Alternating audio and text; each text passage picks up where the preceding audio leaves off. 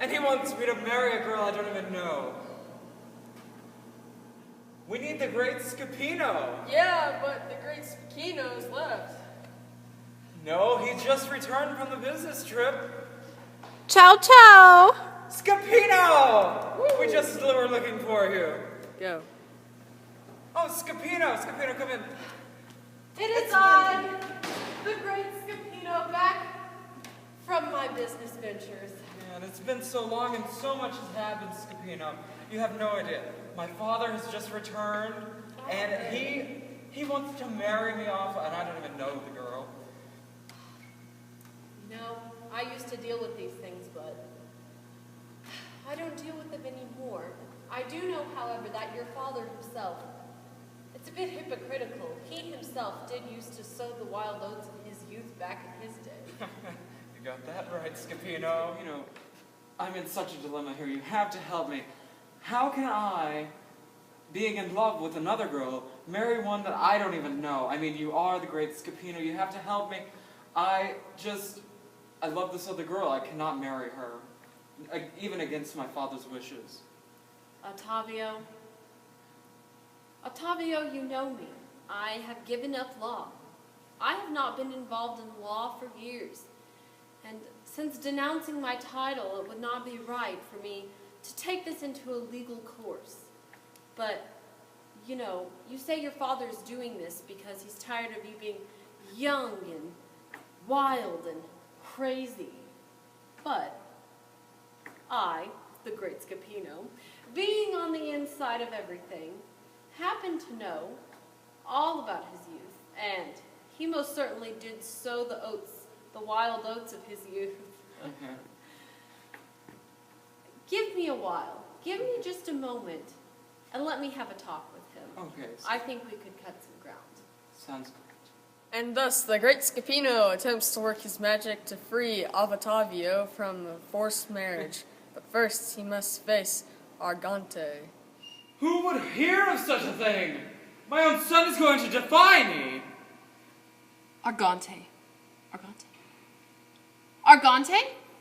Yes? Oh, Argante, please, take a seat. I'd love to know what they dare say to me about this marriage. Will they try to make excuses? That's possible. Well, will they entertain me with fairy stories? I mean, perhaps. Well, everything they'll say will be useless. No, useless. That's a strong word. Well, they'll make an idiot of me. Oh. As for Silvestro, I'll beat him to a jelly. Have you not heard what's been going on whilst I've been gone? Well, I mean, I've heard a few jokey things. A few little jokey things? A catastrophe like this? Well, catastrophe. A son to get married without the consent of his father? Yes, I know, but I didn't think you should take too much a fuss about it. Well, I do think I should! Don't you think if I got every son in the world, I would be furious? You know, I was just the same after I heard the news myself, sir. You just asked how I shouted. How I lectured him on the lack of respect he showed to a father whose footsteps he doesn't even deserve to kiss. Yes, but what can you do? All this is fate. It's fate. Acting upon, he was meant to do this. It's just fate. Fate? The easiest excuse in the world. Now, surely, sir, you can't expect him to have your intelligence. I mean, young folks. Young, exactly. Why, now take Leandro, for example. In spite of all I've taught him, he's gone and done worse than your son. Worse than my son? Oh, yes. He has? Tell me more. You know, sir, you were young and wild once. You know, very, very true. But never did I do anything such as he did. I mean, he was young and a beautiful young woman wanted to give him some attention. I mean, what would you honestly do? Well... They spend some time together, one nice date, meets the family, bam! All of a sudden, being walked off, waltzed away to a church, being held to gunpoint unless he married his daughter. I didn't think it was quite like that. It's better to be married than dead, sir. I wouldn't lie to you, great sir. Well, I just would have separated the two of them. No, you wouldn't. And have your son admit to having been intimidated? Nonsense! He will leave her. He will be disowned. I have had enough. Good day! Anytime, Argante. After trying to help a good friend, Ottavio, of course, Leonardo told him that I was a con artist and up to no good. Me? A con artist? Never. I simply do what I have to do to keep myself in a financial position that I'm more than comfortable with.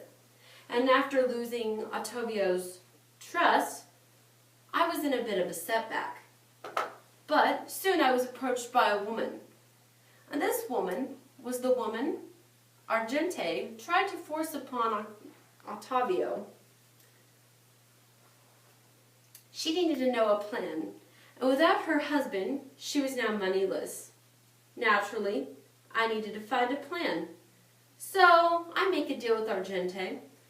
I can rid him of his bad name if he pays me the small cost of 50,000 lire. And her and I split the money, and I did my research. All went well, and by well I mean there were no new facts I found out. That was until I sat down with Argente to have another meeting. He went off into detail about a daughter whom he hasn't seen in years. He handcrafted a very unique bracelet for her, and after thinking about it for only moments, I realized I had seen this bracelet. It was on my female client's bracelet. I then had them meet, and boom! It was like there was no guarantee need to be made at all. They just magically knew that they were father and daughter, like it was some magical bond. Anyway, I don't really care because this got Argente distracted. And then Octavio was soon off the hook.